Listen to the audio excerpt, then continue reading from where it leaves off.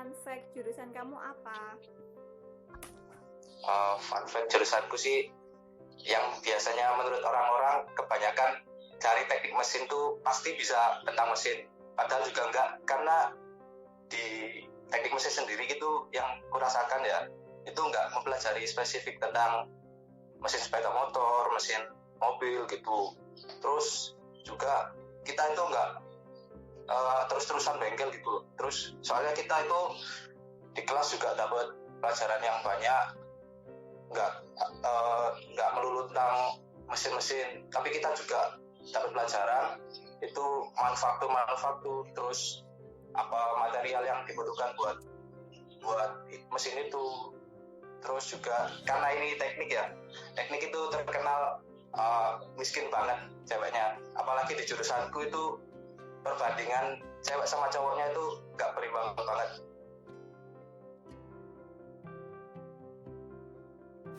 Assalamualaikum warahmatullahi wabarakatuh. Apa kabar kalian semua?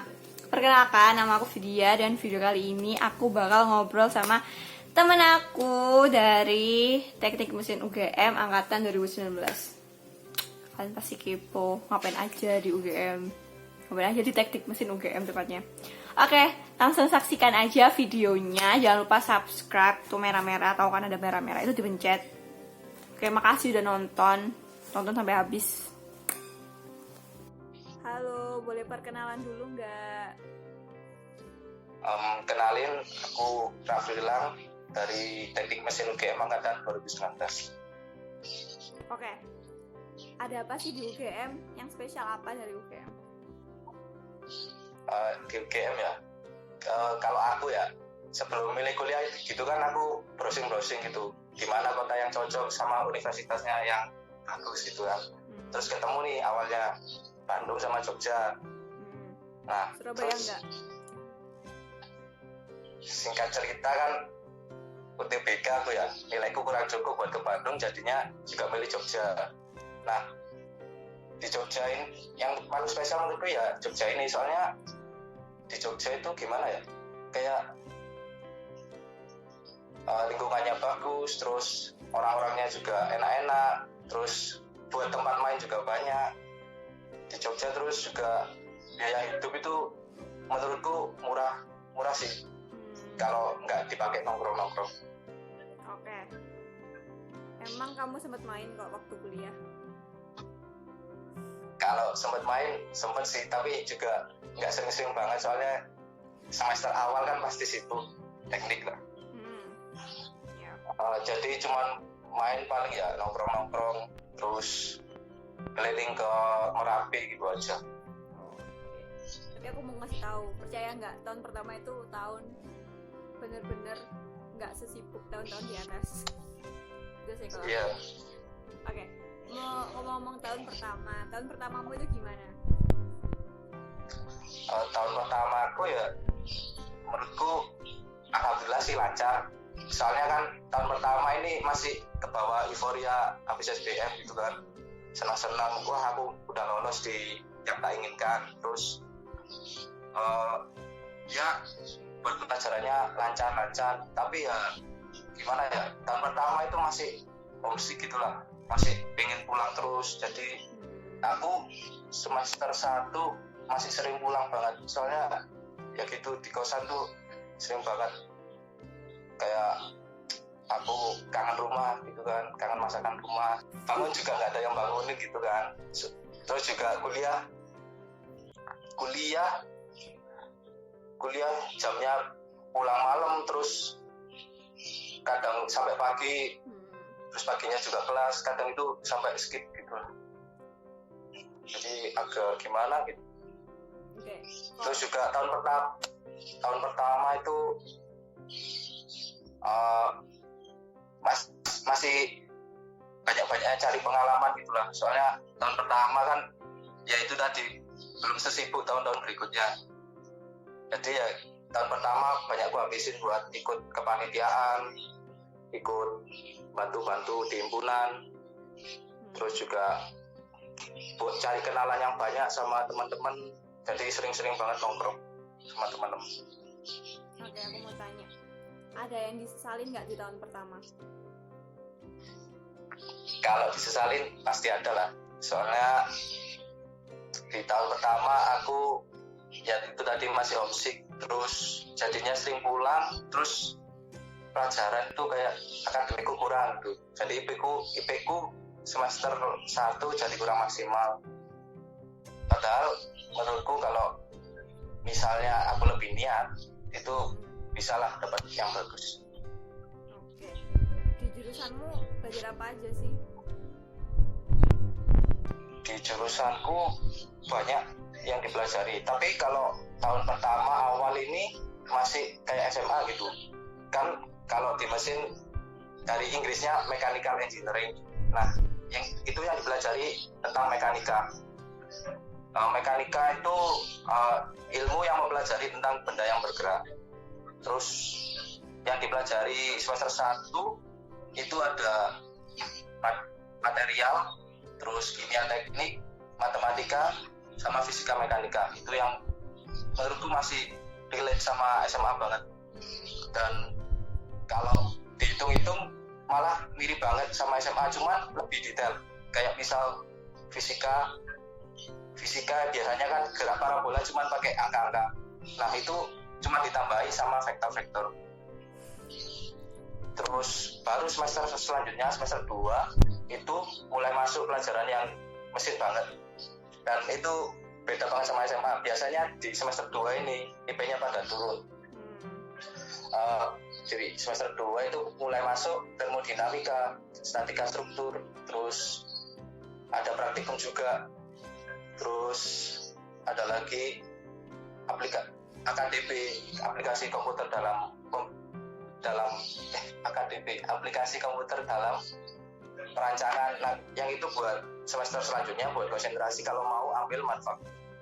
Oh gitu. Kalau keseluruhan semuanya dari misalnya kamu 4 tahun di teknik mesin UGM itu belajarnya apa aja selain tadi itu?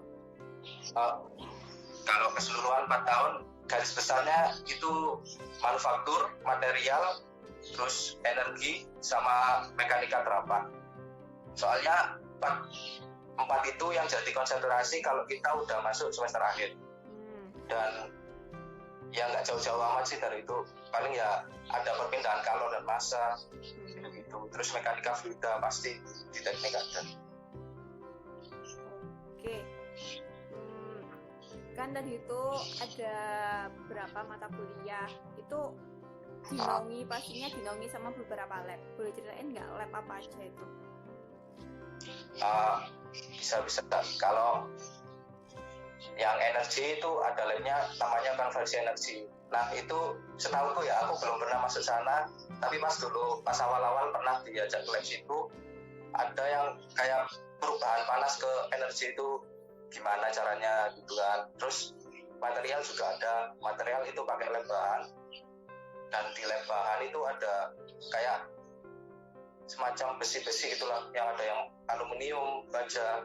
Nah itu diukur tegangan stres, tegangannya gitulah. Iya, tahu.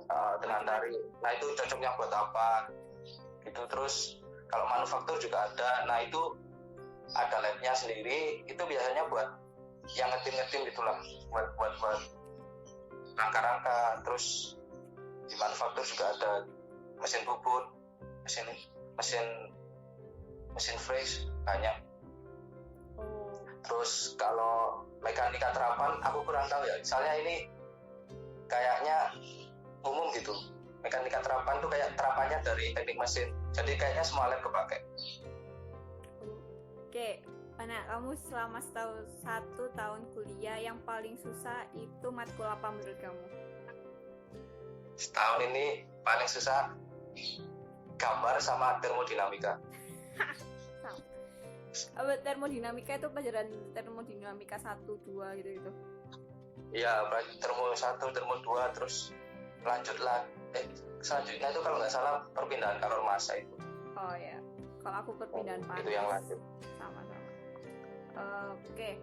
Kalau desainnya gitu kamu butuh laptop apa gambar pakai kertas biasa?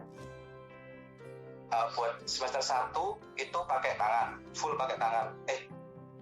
Tergantung dosen sih. Dosenku setengah semester pakai tangan, setengah semester pakai laptop AutoCAD.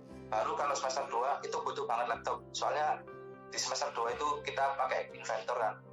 Jadi ya mau nggak mau butuh laptop yang speknya cukup mumpuni buat desain-desain di laptop Inventor. Kalau praktikum yang paling susah itu apa? Praktikum paling susah belum sih. Ini kan aku baru cuman satu praktikum. Nah itu juga kebarengan kemarin corona jadi online. Jadi nggak tahu aku yang bisa gimana. Ya cuman kasih data terus nulis.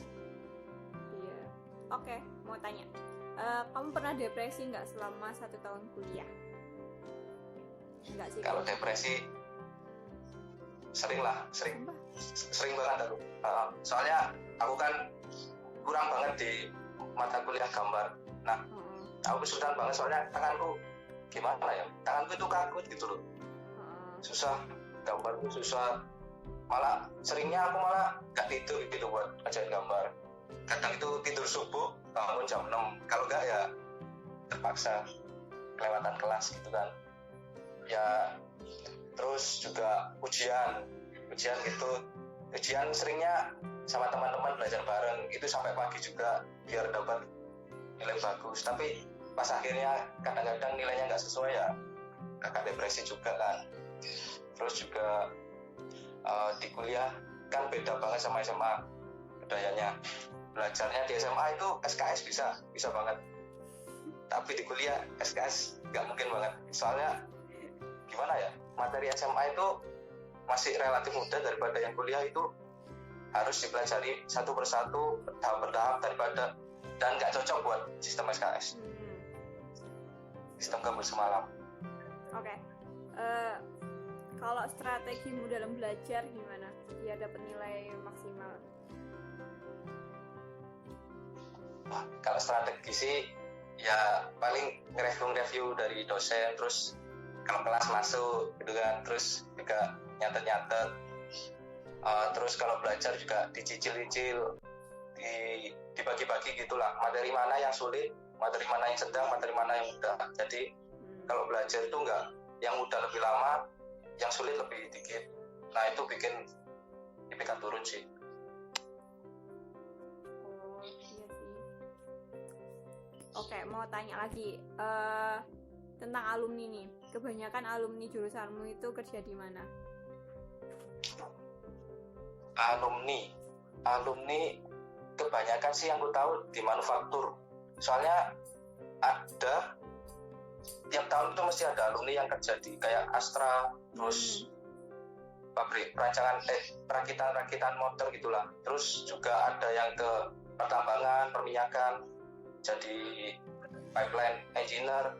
Terus kalau di perminyakan sama pertambangan biasanya ada di maintenance, perawatan peralatan gitu.